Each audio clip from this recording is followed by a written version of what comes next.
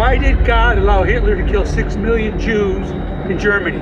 God is disinterested in human affairs. Why would anybody worship him? When God became a human being, what happened to him? Okay, now he's a classic example of what I'm talking about. I would love for you to tell me why he, as an African American, believes in Jesus. Come on, man, give it to me. Those dumb Africans believe in Jesus because they were colonized by those horrible white folk. Like, I am so tired of just having to walk around on my campus and get preached at about the Bible. I believe that I am God. I am God.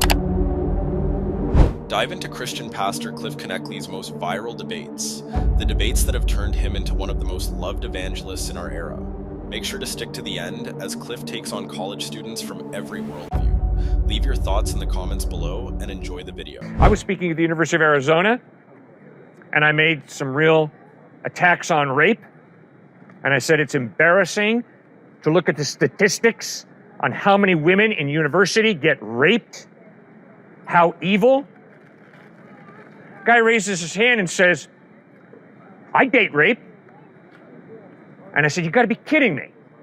How on earth do you justify that? And he says, very simple. I have a high testosterone level. And I said, well, sir, like it or not, that's really evil. That is totally dehumanizing a woman. I couldn't believe he was so honest, but I found it refreshing. All you gotta do is look at the statistics, guys. An incredible number of young women are raped, and it's sick, it's evil, and the reason it's evil is not because I'm a nice white guy. It's evil because God created women and men in his image. He created our sexuality for a purpose, and that purpose is not to rape, not to date rape, but to learn to control yourself and to make a lifelong commitment to one person and enjoy sex within the context of a heterosexual marriage. Thanks for raising that. Yes, sir. I'm sorry. That's a completely unbelievable story for the pure fact of like somebody raising their hand and saying I raped someone and didn't either immediately get jumped or reported to the police or anything of that nature. That's just a completely implausible story to me because I know for certain like if in a crowd of 20 to 30 people you say I rape people on the regular, that's not gonna go well for you. I can't help but think you made up that story. Oh, all right. Thanks for your honesty. I appreciate that. I promise you, sir, the guy raised his hand. He didn't say I raped people. He said I have date raped and I support date rape. That's what he said. That's At the University of Arizona, Tucson, Arizona, several years ago. That happened. And I can promise you, sir, I would think if you were out here on Monday, the way a couple of students treated me, that you would understand that that is not so implausible. When I have a guy standing right here, waving his backside in my face, that's pretty outrageous. We're asking, were there any repercussions? Like for him saying that he rapes people on the regular? He didn't say I rape people on the regular. He said I've done date rape. That is rape. Okay, define date That's just rape, rape. then, because it sounds like you think that they're different things. That is just Yes, rape. they are different in a person's mind. A person will use the phrase date rape to justify their evil. The same way a person will use eugenics to justify wiping out Jews. No. Oh, yes. No. Oh, yeah, that's exactly what the Nazis Date did. rape is drugging someone to rape them. That is He rape. literally admitted to rape Yes, and nothing happened. nothing happened. I can't. That's not possible. I mean, Well, then you're living in fantasy, ma'am. No, and I sir. think you were living. No. He said it flat out. And I can promise you, for you to say what you say right now, and to think that you don't judge, would be a joke. I judge someone who rapes people. Yes, I. No. You made a judgment call about me lying. That is amazing that you would be that judgmental. Incredible. You weren't there. I was at the University of Arizona, in Tucson, Arizona, and the guy said it flat out. And for you to say, I'm lying, wow, where do you get off accusing me of lying when you don't have the faintest idea what the guy said? And by the way, I also used to live in South Boston, and I also used to confront white racists. And I can promise you those white racists in South Boston said a lot of really trashy things. And I also was almost beaten up and hit with, and almost got bricks hitting me in the head in South Boston because I stood against racism. And I can promise you, 100 years ago, if that student on Monday would have done to somebody what he did to me, he'd have been in trouble. He's not in trouble today, but he would have been in trouble. Culture does change, doesn't it? What's acceptable and what's unacceptable in a culture changes. So you saying that him saying that he date rapes, are you saying that that's acceptable? Is that what you're saying? How on earth, in light of the fact that I just said, that was absolutely evil. I confronted the guy and I said, sir, what you did was evil, in spite of the fact that you have a high testosterone level. But you did nothing about it. You didn't report him to the police? You say it's He evil, just- but you do nothing about He just admitted verbally to raping someone. That is grounds to go to the police and say, hey, this student, take a picture of him, because you can do that, free nation. Take a picture of him and be like, this student on the University of Arizona campus right? told me he raped someone Yeah. and that he partakes in date rape. You didn't go to the police and at least give them a description of the guy. No, I did not. it. So you're part of the problem then. You're just allowing it to Police happen. were already there. The security was already there. And the security chose to do nothing. It's a free speech area. We were having a dialogue, and the police chose to do nothing. But they were there. Same way security's been around here. Security's been around here, and they don't stop people from saying what they say, okay? Why does it seem that hypocrites are more relevant in society today, or are at least more obvious than those who are not hypocrites? Because you haven't watched carefully enough all the humble followers of Christ on this campus who serve the poor, feed the hungry, just the way Jesus did. You don't need me to tell you about Frederick Douglass and Harriet Tubman. Go out and watch the movie, Harriet Tubman, produced in 2019, about a black slave who escaped slavery, and then due to her faith in Christ, she went back south. She went back and rescued hundreds of slaves from slavery because of her faith in Christ.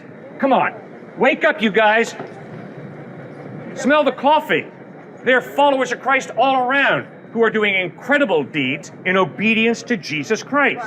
But my point, I think, maybe, and a lot of people hold this belief, like, what can we do about this hypocritical Christianity? Because it seems to be a pretty big problem that seems to be impacting a lot of people's lives in a real negative way. Yeah. And so, as somebody who's, like, having this platform and really, like, talking about, you know, how great Jesus is, I respect that. I 100% respect you for that, and I respect you to have that belief. But I think that you've got to recognize that whenever other people hear that, they're expecting you to turn around and acknowledge, like, okay, but here's the work that we got to do, okay? Here's all the kids that keep getting diddled, and this is what we're going to do about it, okay? Here's the all the homophobia that happens. Here's what we're going to do about that, you know? I think that that's what people want to hear. Good.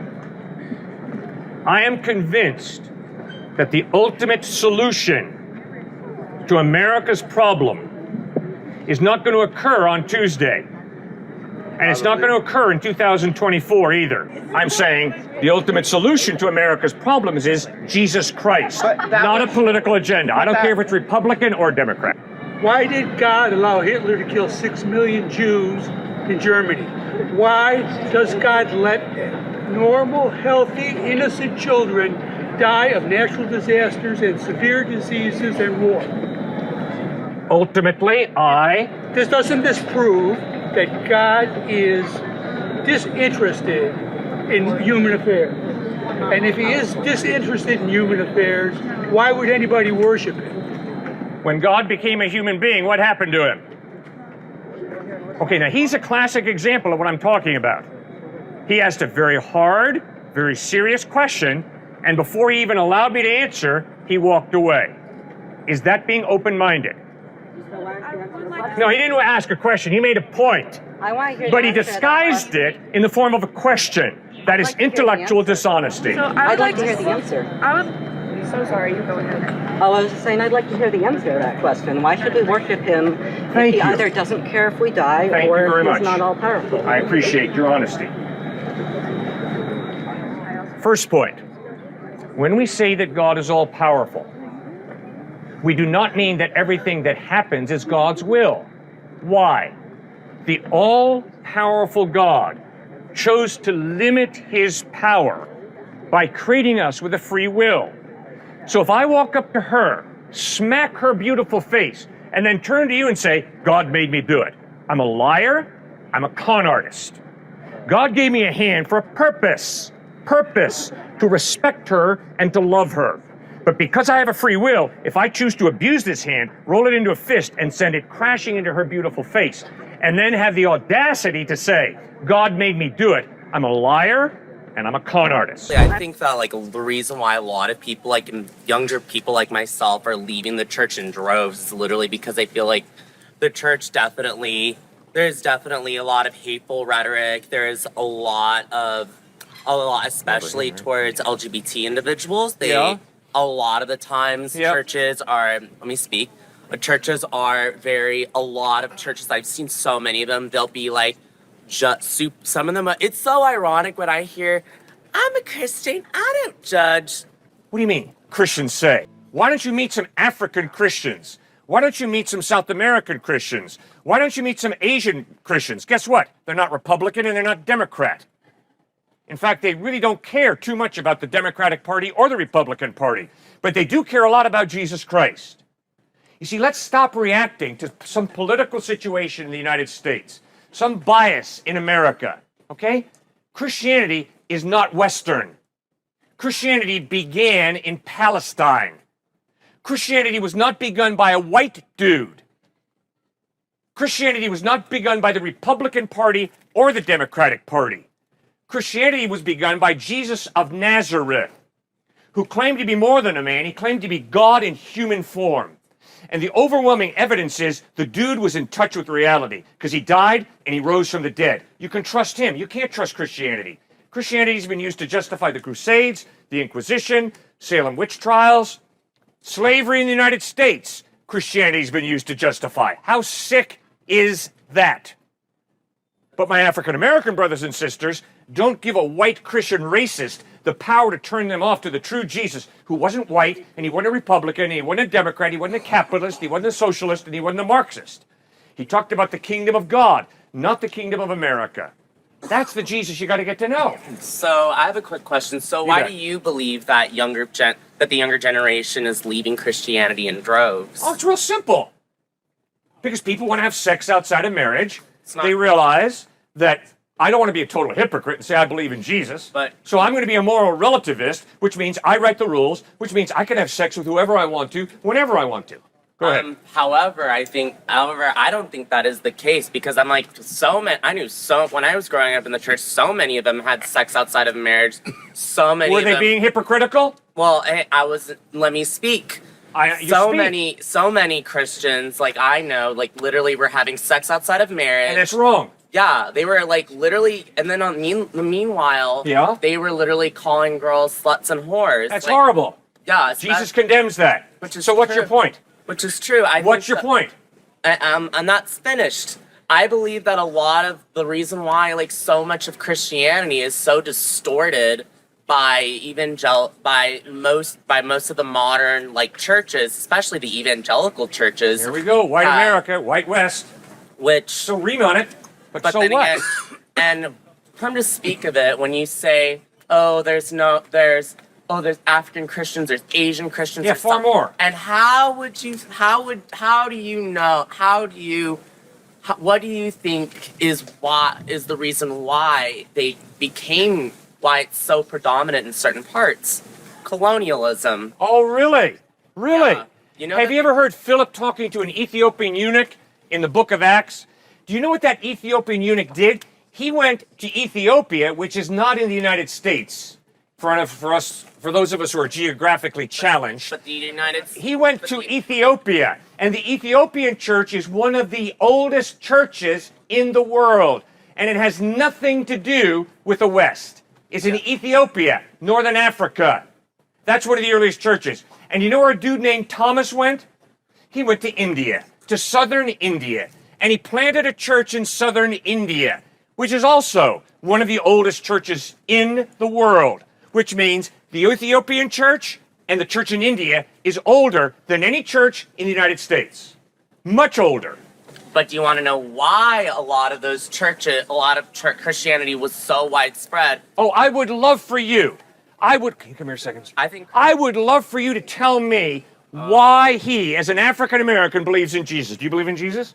Okay, so please tell me, and I would love for you to just keep your line of thinking going, because you're doing a great job. Why does he believe in Jesus? Come on, man, give it to me. He probably grew up with it, or... He was colonized, right? No. Oh, no? No, not... Well, that was your line of thought.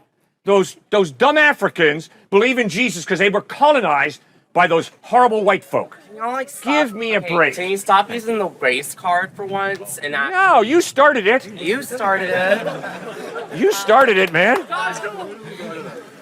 Like, please. I mean, most people that I know that are Christians are either grew up with it, like myself, or like a lot of my relatives that were Christian, a lot of them were addicts. And they turned to Christianity because they felt like that was the only way. Yeah.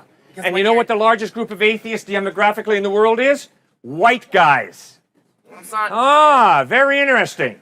The largest group of atheists demographically in the world is white males. But I'm not white. That's very interesting. Not fully white, at least. Fine, I'm not talking about you. I'm talking about white folks. It's white males that comprise the highest percentage of atheists in the world. So please don't tell me that it's these people of different races who are colonized by Christians. Baloney. Africans understand materialism is bankrupt. Why? Because there's more to reality than making money. And Africans have put their faith in Christ, not because they've been colonized, but because they have a spiritual dimension as well as a physical dimension, and they appreciate capitalism. And that's why many African nations embrace capitalism.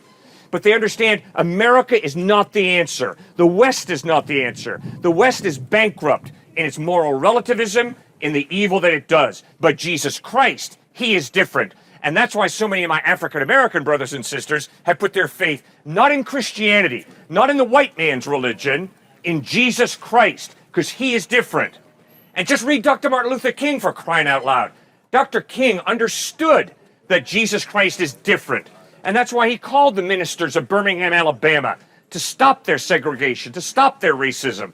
So I'm hearing multiple abuses here of the church, which you have a legitimate point to say, and that's why Jesus Christ, his entire time here on earth, spoke against religious hypocrisy. So wouldn't it make a lot of sense for you to bring up hypocrisy? I agree with you. I only see that as leading credence to who Jesus truly was. If there was no Christian hypocrisy, then what in the world was Jesus talking about? And we would have to say, oh, he probably wasn't really speaking the truth too much.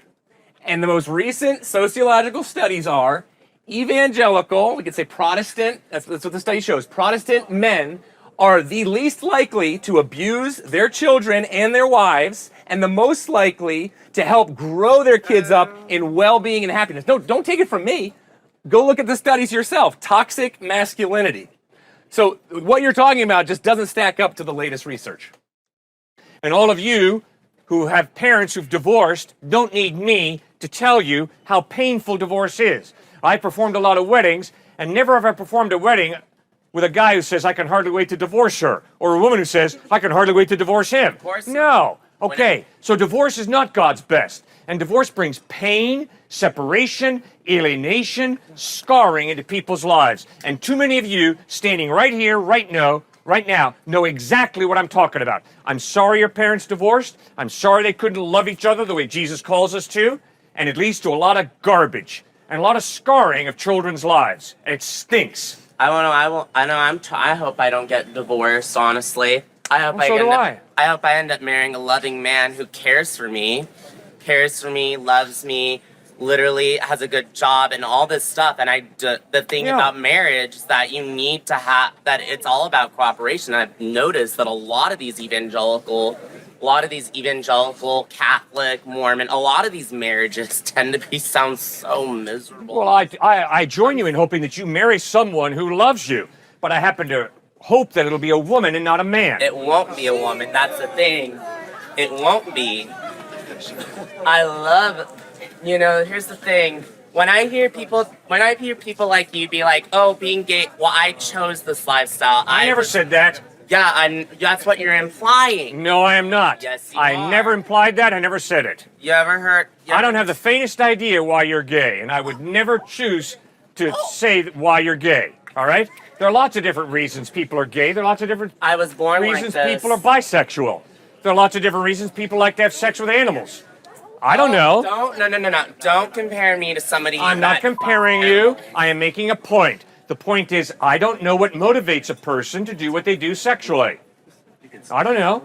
I worked among prostitutes and pimps in inner city Boston when I was in seminary. I don't know what motivates a prostitute to be a prostitute. I don't know what motivates a pimp to be a pimp. That's their choice. But I'm not a prostitute. But I didn't say you were a prostitute. You told me you're looking forward to marrying a man who cares for you, and I agreed with you. I hope that the person you marry will care for you. But then I went on and pointed out that God created marriage, your sexuality, for you to enjoy with a woman who makes a lifelong commitment to you. Well, I don't believe in God either, so that's irrelevant. You can't stay. Well, then why do you have a rational mind? If there is no God, why is your mind rational? Well, why? You know what you believe? You know what you believe? You believe that your rational mind comes from the irrational. That's you. Is that a leap of faith? Oh. That's blind faith. You believe, if you're an atheist, that the rational mind comes from the non-rational or the irrational, from inanimate matter. That's scary. That is blind faith. As a theist, I know that my rational mind, which puts me in touch with reality, is a gift from a rational being, God. But you, if you're an atheist, believe, oh no, my rational mind comes from the non-rational, the irrational. Wow. That is a miracle. The only problem is you don't have a miracle worker because you don't believe in God. I'm convinced your rational mind is a gift that God has given you. Therefore, please use it well because it's very important. Yeah, well, I'm also young, stupid. I'm a whore. I make dumb decisions all the time, but don't we all? Yes, don't we all? I make dumb decisions all the time also. I'm a sinner, and I desperately need God's grace. And that's what Jesus Christ offers me through his death on the cross. I'm a dirty, rotten sinner just like you. I'm no better than you. I am no better than you. None. We both are sinners. We both have flipped God off, just in different ways. I feel like I wish this was the reading challenge on Drag Race. Yeah, well, I thought you chose to stand where you're standing. I didn't know anybody forced you to stand here. Is anybody forcing you to stand here? No. All right, so if you have a free will, I respect your free will. You can stand and talk the way you want to stand and talk. Anybody else speak? How Good, about all right. anybody else? Sir. There's been a couple issues of things that you've been saying that I have questions with, but I'm just going to do a quick short one. One of my main questions that I always have is just that given what you touted earlier, a tri-omni God, omnibenevolent, omnipotent, omniscient, just all-powerful, all-knowing, all-caring, how do you explain the existence of evil and suffering? You bet. Very slowly, having to acknowledge I can't give you a complete answer. I do not know ultimately why God allowed evil, suffering, and death. But here's my first point. If you're an atheist or if you're an agnostic, what is your solution to the problem of evil and death? My solution to the evil problem? The solution. What is your solution to the problem of evil and death? If you're an atheist, if you're an agnostic. I mean, the solution for everybody is just to be as good as possible. I mean, everybody should aim for being good. True, according to their own definition of good, right? Becoming, own definition of good, whether it's objective good from God or objective good from another source. Well, remember, the atheist or agnostic says either there is no God or I don't know whether there's a God. Yeah. So good is not defined by God if you're an atheist. Yeah. If you're an atheist, good is defined by your culture or by the power elite or by yourself or by majority opinion. It could be just defined as good just exists. Whether God or not. How can good just exist? Good could possibly, because I don't know if there's a God or not. Mm-hmm. But I mean, if there is such a thing as a God that is out of time, like that is eternal, why can't other concepts like good just be out of time and eternal, just a thing that exists like God? Okay. Sir, good is an intangible value. You cannot see good. You can't see God either. Exactly. You cannot measure good, right? You can't measure God. It could exist eternally, just like it could just be God. It could just be God. It could not be just God. It could just be the existence of good and evil that just exists in the world. But Okay, given here- a tri-omni God who's all-powerful and all-caring, why evil and suffering exists doesn't make sense to me. Okay, good. You hang with me and we'll go. If he's as But powerful sir, and caring as he says, in order it to should understand goodness, there has to be a mind. This tree has no understanding of good. This cement has no understanding of good. See, good can't just exist. Because goodness requires definition. And it's an intangible value that you can't measure. You can't grab goodness. Which means you got to have a mind involved in defining what is good. If we're going by that definition, then what is defining God? Okay, What we'll get to created that. God? We'll get to that. All the arguments you could give for God could also go for good, just as No. a general concept. It could Because just what I'm- exist eternally out of time, unmeasurable. No, sir. That's not fair. If God exists, God doesn't depend on anybody. If goodness as an intangible value exists, it depends on a mind to God define would it. also be an intangible. Obviously, that's right. It could, it's like coming from a different viewpoint outside of trying to see where, the reasoning for things. You could say that it could be what we define as God, societally, could just be the existence of just that good, in the same context of eternal and timeless and all No. that. If there is no God, goodness is not eternal, because goodness demands a mind to define it. Which means, then in giving that same argument, then what mind defines God? There would be something above him if something has to make him or define him. Or no, God can be an eternal being without beginning, without end. I don't think you see my point, because goodness could be the same thing. You're not listening, sir. You're giving goodness a different definition. No, sir, you're not listening to me, and I don't appreciate it. I told you flat out, and I think you're smart enough to get this point. Goodness demands some mind to define it. The tree, the cement, has no ability to understand goodness. You've got to have a mind. Do you see that, or do you disagree with me? I think we're coming to different definitions of good, because then, there's still, outside of that though, given your definition of good, still, why is evil or suffering? Forget my definition of good. Your definition of good. I'm just saying, given yours, why does evil and suffering exist? All right, You're fine. Evading that part of the question. Okay? But sir, I got a real problem with your thinking, all right? I don't think you're being honest with yourself. That's not fair. You know very well that I've cornered you totally, intellectually. You know very well that you cannot have goodness without some type of mind to create and define it. It's impossible. This does not define goodness.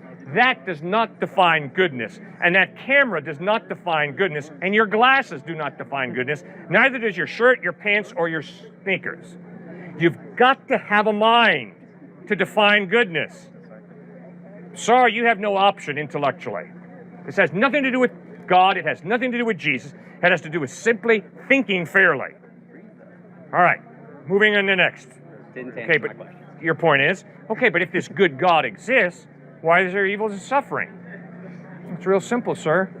If an all-powerful God chooses to partially limit his power by giving you a free will, by giving me a free will, then if I go up to her, slap her in the face, and say, God made me do it, what am I?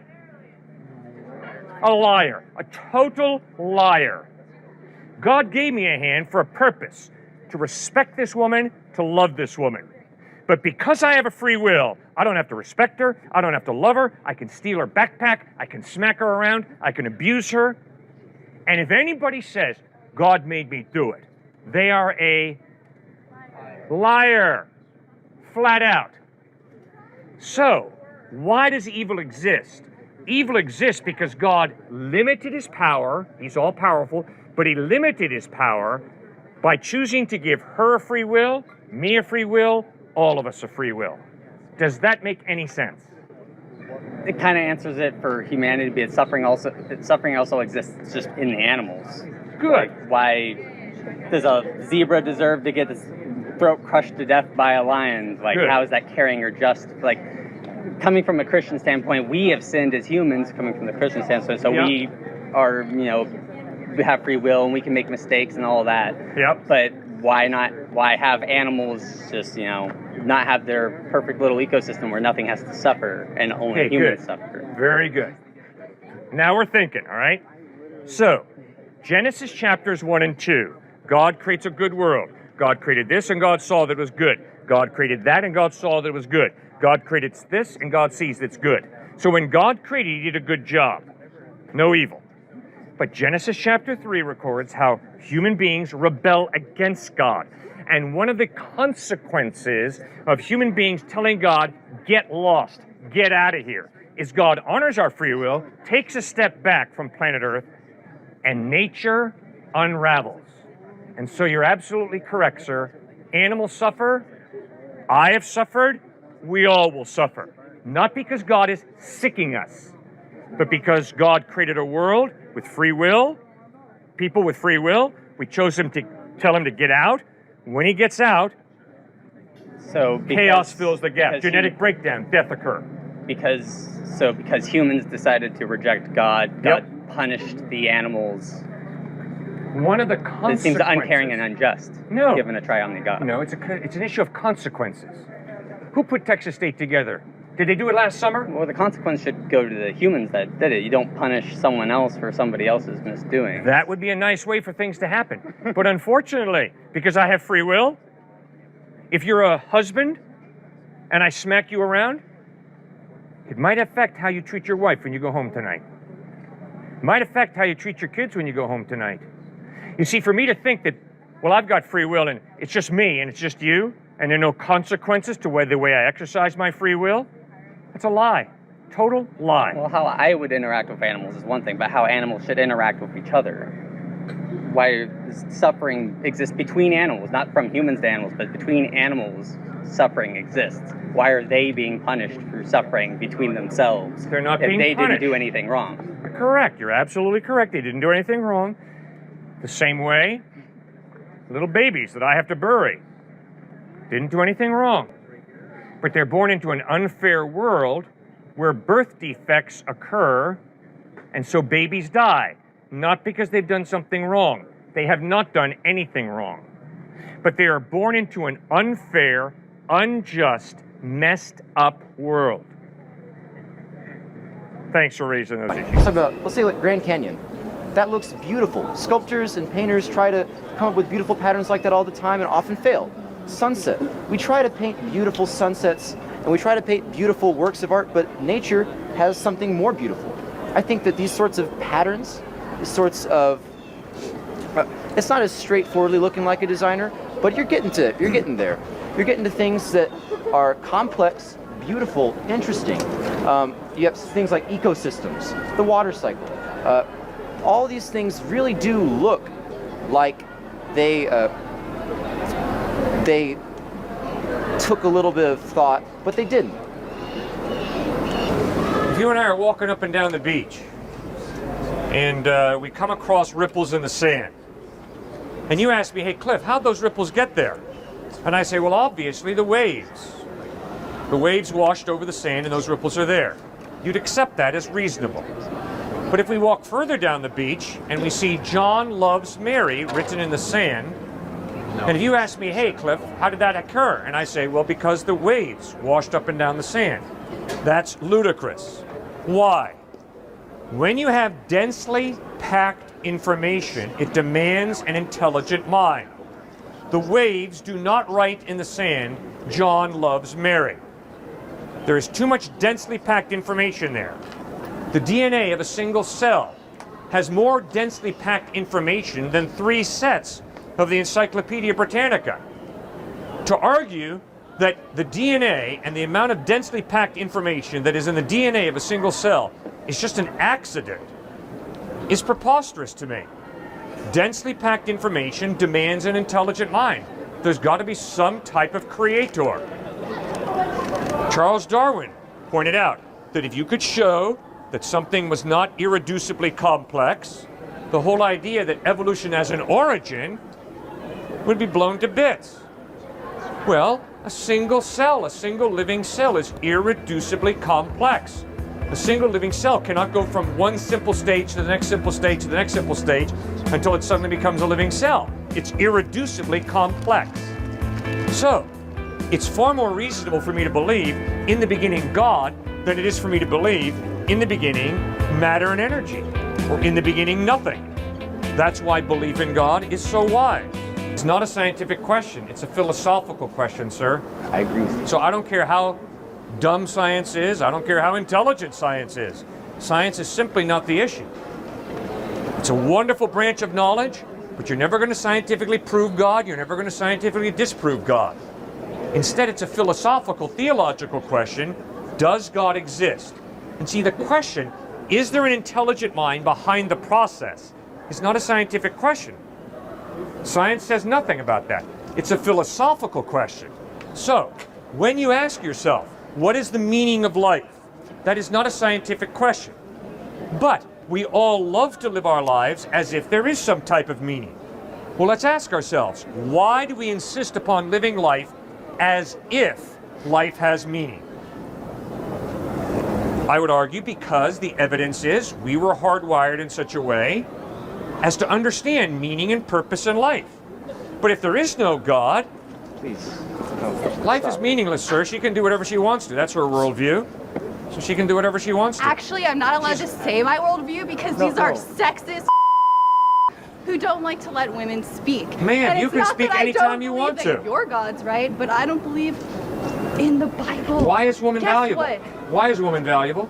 I don't really know, according to you. Well, if you accuse both of us of being sexist, I'm sure you have some type of view of why woman is valuable. Now tell us, why is woman valuable? If we're two sexist guys. You, Yeah?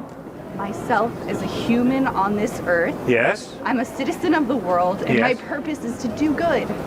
You're spreading hate and saying that your chosen people who believe in your Bible are correct.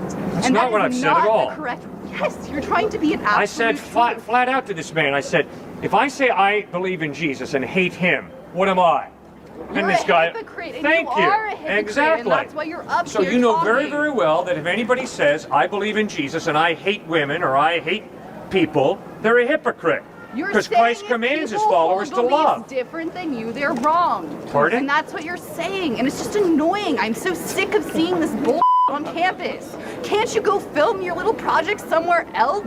Like, I am so tired of just having to walk around on my campus and get preached at about the Bible. Like, go somewhere else. I don't want to go away. I want this to go away. Because guess what I believe? I believe that I am God. I am God. I am my own What does God. that mean, you're God? It means that I create my own reality and I manifest what I want to see in this world. Go create your own And reality I am- somewhere else. We're trying to have a discussion. Yeah, I am creating my own reality right here. I'm saying your discussion is stupid and it shouldn't go on. It's pointless. We and it's disagree an with each other, so exercise we're in respecting and duality. disagreeing. Look, there's a difference between what you're doing and what we're doing. What you're doing is you're disrespecting both of us, just talking over us. You literally said you're God. And what Yeah. we're trying to do is have an intelligent discussion.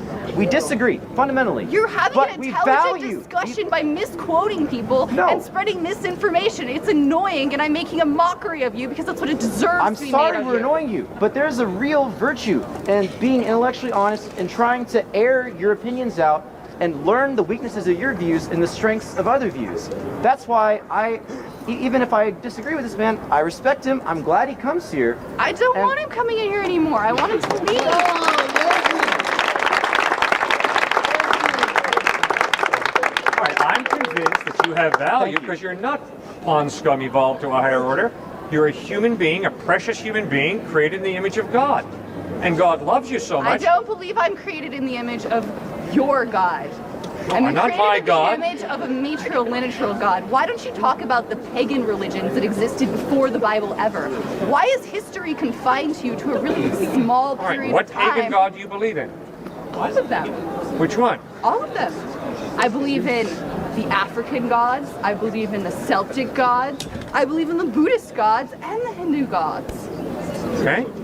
So you believe that every God exists? Yes. All right. So you have no problem with Jesus, right? No, I don't have any problem We're with just Jesus. out here My talking about problem Jesus. with you and your Jesus is, can't you just take it somewhere else? It's not. Oh, well, I've been invited here by students, okay? Apparently you're students have invited by some students, but man, other students, you're just annoying. Oh, You're no. annoying. Other open-minded students, like this gentleman who was just here dialoguing with me, understand that a liberal arts education is based on a free exchange of Why do you misquote ideas. Mark Twain then? Why are you misrepresenting I haven't Mark Twain? misrepresented yes, you Mark have. Twain. Mark Twain is an atheist. Why are you I misrepresenting never his said he was a Christian. I simply said Mark Twain once said, it's not the parts of the Bible I don't understand that disturb me, it's the parts of the Bible I do. Mark Twain for your thing by misquoting Because him. I agree with that part of Mark Twain's thinking. Well, why The don't Bible you is say all his other too clear. quotes about God? Let I- someone else speak. I don't really want to. All right, I'm talking with you, you're talking with me. Okay, now, what do you think about Jesus Christ? I think he's a story, like any other story. Good story, bad story? I mean, I guess it's a pretty good story because it's made its way into lots of literature, and there's lots of dark magic stuff you can read about resurrecting yourself. So, I mean, I think he was a practitioner of black magic, yes. Is there anybody else other than Jesus that you know of that's risen from the dead? I know the Nazis were experimenting with it, and they did a lot of black magic experimentations. The Nazis? Yeah. But they didn't really raise anybody from the dead, did they?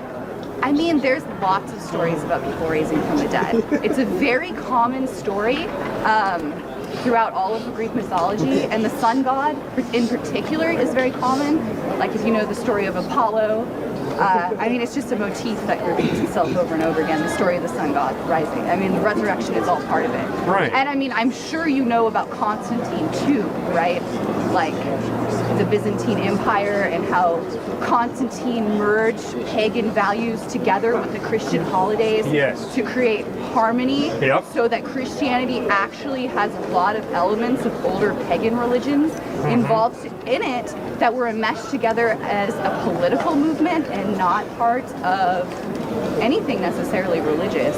And then there's a lot of aspects of Christianity that are political and not necessarily Yes. religious. Right. And a lot of people use religion to justify Yes. political goals They sure and do. suppress people. We agree. We absolutely agree. Now let me ask you something. Are you a follower of Christ? Yes? Yes. Yes, ma'am. Could you come here a second?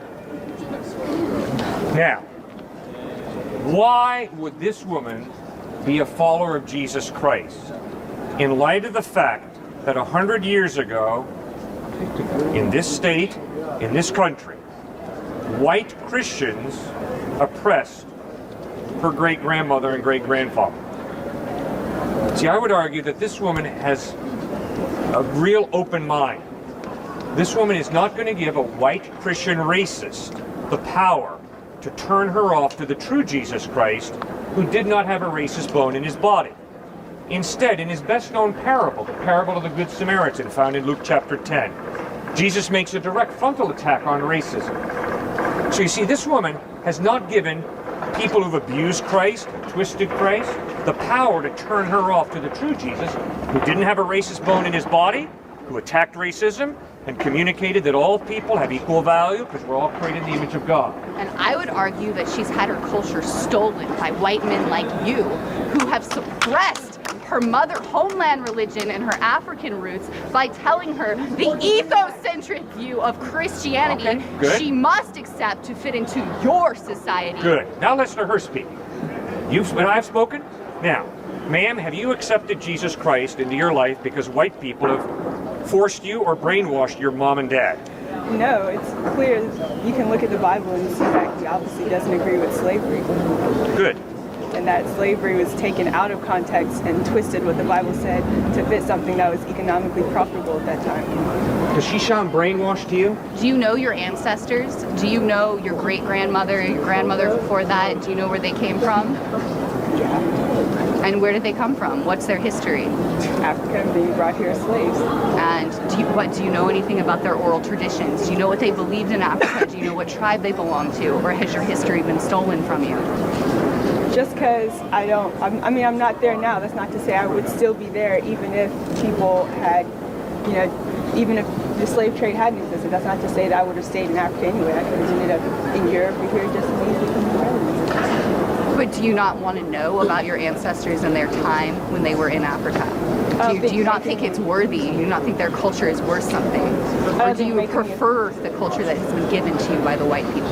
I don't think making me a follower of Christ means I don't want to know my history and ancestry. Maybe you haven't sought out that information. I can tell you everything about my ancestors. Okay, that's not a case for against Christ anymore. If I could do the research and tell you history about my ancestors as well, that's still not going to change the truth of Christ. That's a very good point. Did you get it? Yeah, I mean, I think I got it. Good. Think about it. That woman spoke truth. I come from Switzerland. My dad was an immigrant from Switzerland. It doesn't change Jesus Christ.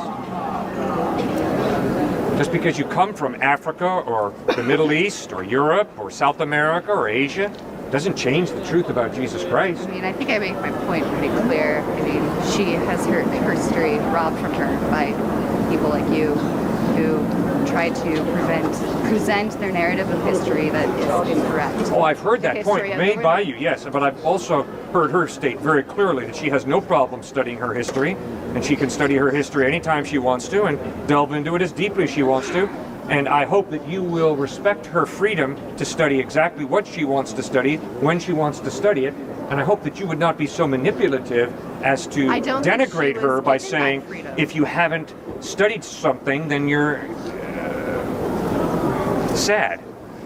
Your thinking is rather denigrating of this woman, and I don't agree with you. Well, I have far more feel respect for her than you do, obviously. I mean, obviously, since you're saying it, I mean, that's your claim. No, you're accusing her of being brainwashed and hoodwinked by white people and white oppressors. She's a free, autonomous individual who thinks what she wants to. And we both agree that the white folks who, in the name of Christ, enslaved her grandparents or great-grandparents were totally contradicting Jesus Christ. And it was tragic and evil. And by the way, it wasn't relatively evil because I'm an enlightened, liberal white guy. It's wrong because all human beings are created in the image of God with an innate value, and the enslavement of African Americans in the United States was absolutely evil, not subjectively evil, because I happen to have a degree from an American university. But Who gives a rip? It's not evil to not give rights to homosexuals. I mean, I, as a follower of Christ, respect the right of a homosexual as a human being. you called their sex bestiality, man. No, I did not, and that is a. And you You are so compared them intellectually having- dishonest. That's scary. I You did not. compared them to having sex with a I golden did not retriever. compare that at all. You made the No, analogy to I am Kosu. insist. I did not, and you're being intellectually dishonest. What I said was, if I'm there actually is being no correct. God, I'm quoting you well. and if morality is relative, then what is the basis for saying that me having sex with my golden retriever is wrong? It's exactly what I was driving at. And if you didn't get the point, you're not listening. Because it's not wrong. Thank you. It's not wrong. If there is no God, and if morality is relative, there's nothing wrong with me having sex with my golden retriever. And I don't care how many reasons you want to give me, or you want to give me that it's wrong, that's your subjective opinion. And you better have the intellectual consistency to realize that if there is no God and morality is relative, that if I want to have sex with my golden retriever, for you to tell me that's wrong, bug off. You're an arrogant twit. If everything's relative, let's just live and let live. And if you want to have sex with anything that vibrates, nothing wrong with that. And if I want to have sex with a golden retriever, something wrong with that. Now, I'm obviously convinced that sex is not an accident. I'm convinced that sex is a gift from God. And because it's a gift from God, there's a purpose for our sexuality. And that's outlined in Genesis 2:24, where we read, "For this reason, a man shall leave his father and mother, be united to his wife, and the two shall become one flesh." How do you explain like Greco-Roman society? How do you explain a society that existed as long as ours where people practiced pretty much polygamous sexuality? The wife was to marry and produce children, and they had sex with virgin brides, and then a man was also free to have a mistress or sex with other men if they wanted to. Sounds like America today. Sounds like America today to you. Yeah. And it sounds like Roman society. Julius Caesar was every woman's man and every man's man, so Julius Caesar was obviously bisexual. Sounds like Canaanite society. The Canaanites were very clear. So do you Sex believe with a that man, black with a people woman, bear with the an mark animal, of no Cain? problem. Sex with Is whoever that you in the want. Bible? Pardon? That black people wear the mark of Cain. That's in the Bible. No, it is not. Show me where in the Bible it says that black people wear the mark of Cain. There's Show me that. Lots of racist stuff in the Bible. Really, give me one example. Dude, there's tons of it. And then how also do you explain Mormons? I mean, what about Mormons? Yeah, Do you got out of the support kitchen because it was Mormons? getting hot. I don't blame you. You got out of that kitchen real fast. I mean, no. I did not want to. I mean, if you want to go into it, the Bible Yeah, does that's what we're trying to do. Go into it. Where does the slavery. Bible say that You're allowed to have African Americans slaves in the Bible. are the children of Cain? Where does the Bible say The that? Bible talks about the mark of Cain, and you can interpret the Bible any way you can. And until recently, lots of No, racist, you can't. racist biblical You sects can't like interpret the Bible any way you can and be you intellectually can. honest. Yes, you can. Yeah, well, you can do anything you want, right? Yeah, but you don't have to have a PhD in the Bible to understand that those slave owners who used the Bible to justify slavery were perverting the living daylights out of it. I think you're perverting it by saying that homosexuality is wrong. No, I'm not saying that. I'm saying the scriptures Then why can't you communicate say you that support homosexuality is sexuality wrong. That's and all. that you That's all we're embrace saying. homosexuals? Why can't you say you like No, you can read it for yourself. Read Romans chapter 1, 1 Corinthians chapter 6, 1 Timothy chapter 1, and it's So you very don't clear like homosexuals. Are you that making that statement? the practice of homosexual sex is communicated in the Bible so as being are you wrong. condemning homosexuals? No, I don't condemn anybody. It's not my Okay, job to condemn then anybody. Why can't you say homosexuals are great, equal beings, and we love them as much as everyone else? Oh, I can promise you, homosexuals are equal to all of us in value, and I love homosexuals, and I invite homosexuals to come to the church where I'm a pastor. I have homosexual friends who I treasure. So I don't know where you're getting off with this whole idea that if you follow Christ, you have to hate homosexuals. That's totally baloney. If you follow Christ, you have to love homosexuals. Do you support their lifestyle then? I mean, No. then you need to be an advocate. I've got for a lot of life. friends who fornicate on a weekly basis, and I tell them fornication is wrong. I've got a lot of friends who are adulterers, and I tell them adultery is wrong. Why? Because according to Christ, sex outside of marriage, be it fornication or adultery, are twisting that beautiful gift of sex that God gave us. So, be you an adulterer, be you a practicing homosexual, be you a guy who's into pornography, I'm going to continue to So communicate you do not Jesus believe loves that you. two people You have can be equal involved value, as and we all married do, in because the we're created in the church image of that are God. of the same But sex? please begin to ask yourself, what's the purpose of my sex? Is it to go through orgasm 2.2 times a week? Or is it and something more adopt than a that? child together and raise a family. Why are you against homosexuals raising a family together and living exactly the same lives as other Christian heterosexual counterparts? I never said I'm against homosexual couples having a child. Okay, never once Or did I what say about that. their marriage? What about their union? Why can't they be married under the eyes of your church? If they are in love and that's the one person they want to commit themselves for the rest of their life, what is wrong with that? What's wrong with it is it's violating the purpose for which God gave them their sexuality. And that is why I'm not going to perform their wedding. There's But if they want to be joined by another person who wants to perform that wedding, so be it. I respect their right to do that. But I myself am not going to perform the wedding of an adulterer. I'm not going to perform the wedding of a person who's promoting and practicing homosexual sex because I'm convinced that that's not the purpose for which God created marriage. That's But why. you do realize there's a huge problem with overpopulation. I mean, these homosexual couples could adopt children that otherwise would not have homes. They'd be out on the streets starving. They could give them an amazing life. And you're not for that? You're not for that because the idea of sex is to make more people? It's not the idea of sex to make more people. Well, that's what you just said. No, I did thought not. that sex was an act of love to show another person, but according to you, it's to make more people. Never once did I say that. You're totally misquoting me. You don't listen well, ma'am. Never once did I say the purpose of sex is to have babies. Never once. Then what's the purpose of sex? Thank you for asking that good question. I appreciate it. So I can get it directly from you. You bet. I thank you. Okay, the first reason for sex is that a male and a female make a lifelong commitment to each other so that companionship replaces loneliness. The second reason is that they might enjoy sex and the physical pleasure of sex as a gift from God. Third reason is so that they might bring children into the world. But you said that was not, I mean, you can't really put that out there as a point because you said the purpose of marriage wasn't to produce children. I mean, you just said that. So now you're backtracking on your point. You're adding a point. These guys listen well. Hear what they're saying? I never said that God gave us marriage for just sex. Okay. What I'm saying is the first reason is companionship, the second reason is pleasure and enjoyment of each other. They can do The pleasure, third reason they is can adopt sex. children, and they can and give having themselves children. companionship. And as long as they're committed to each other, what is your issue with it? The issue is simply that the purpose for which God created our sexuality was for a man and a woman to enjoy sex within that context. My heterosexual sex drive does not motivate me to have sex with just one woman. It's scientifically proven that my heterosexual sex drive motivates me to have sex with as many good-looking women as I possibly can. Now, as a thinking human being, I have to ask the question, but what is the purpose for which God gave me my sexuality? It's a question of purpose. So would you support if they got a sex change operation and then entered the union? I don't think that anybody has to have a sex change operation. Well, I mean, they do to be with the person they love, according to you. I mean, No, because it's between once a again, man you're and a putting woman. words in my mouth that I never said. You have a tremendous ability to misquote me.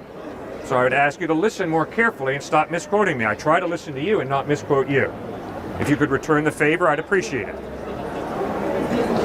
So, the question for my homosexual friend and for me is, what is the purpose for which God created our sexuality? And according to Jesus Christ, the purpose is for a male and a female to make a lifelong commitment. He quoted Genesis 2:24. Now, the good news is that God loves you.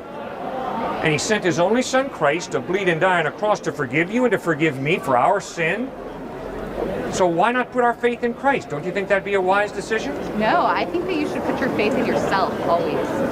Okay, the reason I think that's an unwise decision is because the evidence is that although at times I do good, at other times I do evil.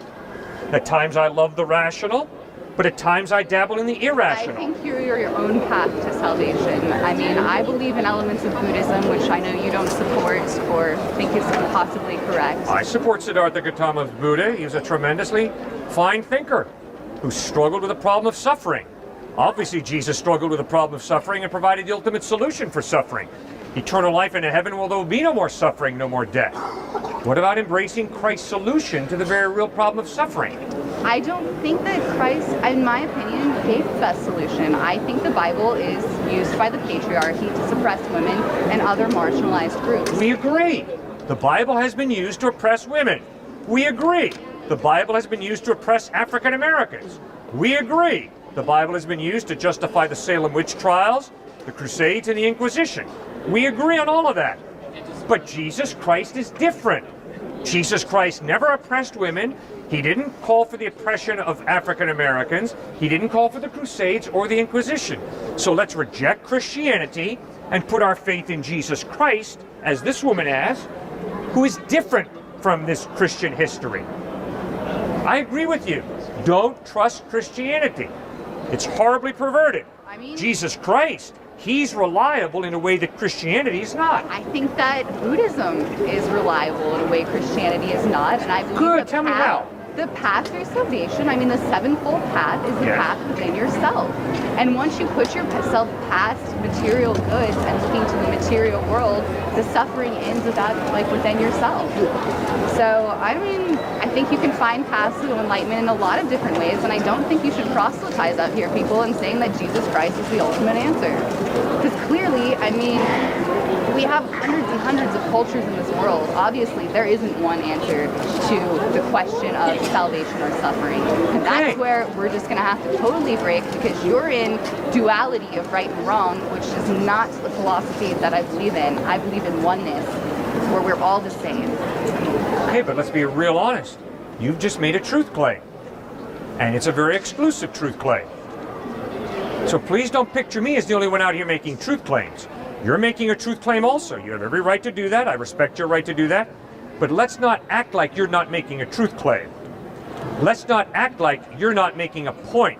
Let's not act like I'm the only person out here making a point. You're making a point also. You're making a truth claim. That's why I haven't gotten down here, because I'm just sick of always hearing your point. Tired of seeing it on my campus. All right, but you still haven't answered the question that I asked you earlier, which is, why is woman valuable? Why are you valuable? Why? I don't identify with myself as a woman.